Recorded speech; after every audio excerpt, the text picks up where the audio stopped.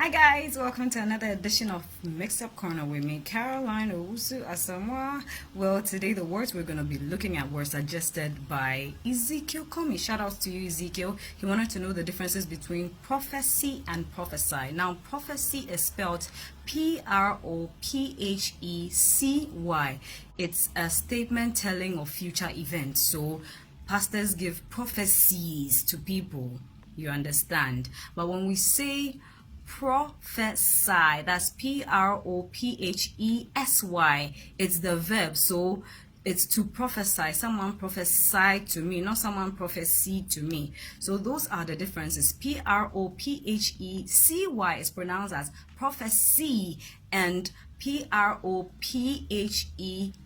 is pronounced as prophesy. So don't get it mixed up. It's Mixup Corner with me, Caroline Owusu Asamoah. Which words would you want me to address on the next edition? Ta-ta!